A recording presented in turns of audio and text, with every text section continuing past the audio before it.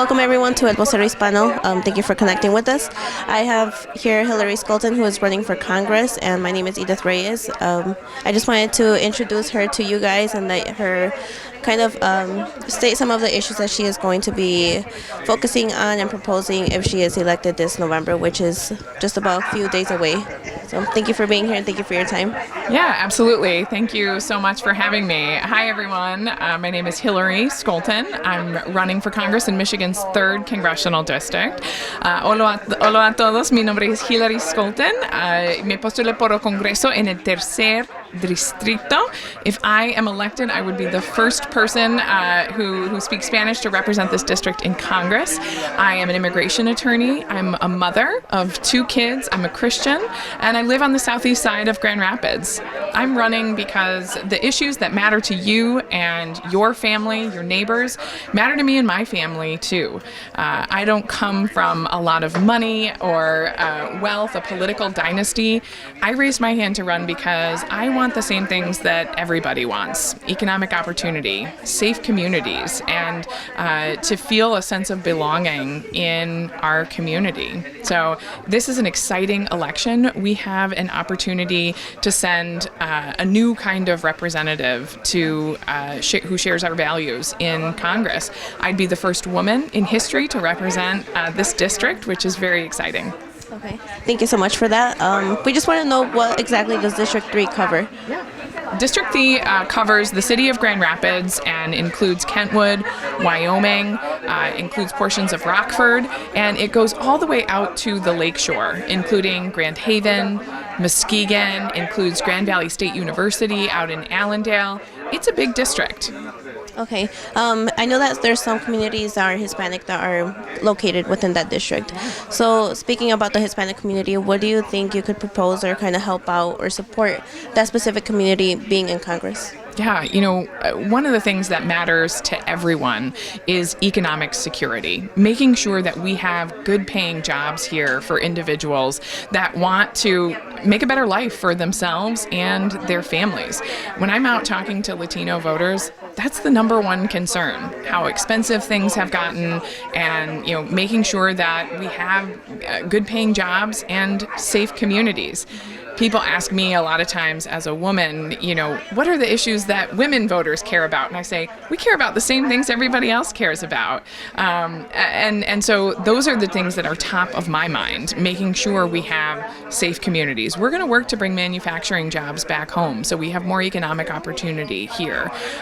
We had a conversation here today, and we know that immigration is a top issue on a lot of people's minds.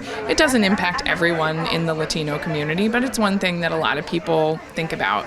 I know that we need comprehensive immigration reform. Our immigration system is not working for anyone. We need to make sure that we are expanding the number of visas that are available for individuals who pass a background check and want to come here to help make our country even better than it already is. We need border security. Right now, our border is not safe. There are hundreds of migrants who die every single year trying to cross the border. We know there's trafficking, and those are issues that absolutely have to be addressed. I've worked at the nation's top law enforcement agency, and I know that we can address these issues with justice and compassion. Okay. And then the other issue that has kind of impacted the Hispanic community is licenses. As a congresswoman, I know that's kind of a different type of level. It's more of a state level, but being congresswoman, how could you influence maybe making that change in the state level? Yeah, well, it is a state level issue, but, one of the reasons people don't have access to driver's licenses is because they lack the immigration status to get it. So one of the things I think that we can do is have a comprehensive immigration reform program that addresses that mismatch at the federal level. Okay, and then one last question. I wanted to touch base on education, just because that wasn't talked about in the little forum that you guys had. So with education and just minority communities, how do you plan on kind of giving them the necessities that they're kind of looking for, or that they probably don't have access to? As a mom of 2 school-aged kids myself, this is such an important issue to me. I know how difficult these last 2 years of the pandemic have been for kids, for parents who have tried to juggle jobs and kids out of school.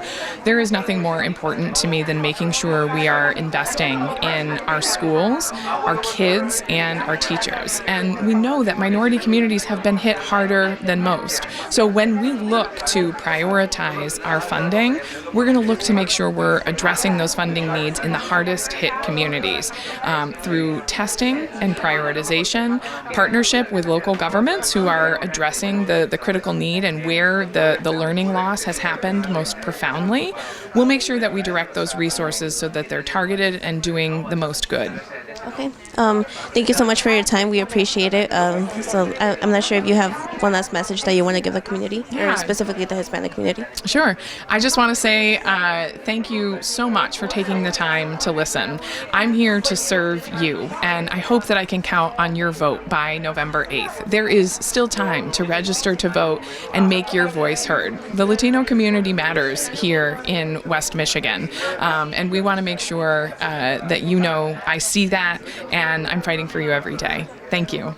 Thank you. Thank you so much. Yeah. If you guys want to know if you are registered to vote, you can visit michigan.gov/vote. You can still register to vote if you visit your local clerk's office. You can do that up to the day of November 8th, which is Election Day. Thank you so much for watching this.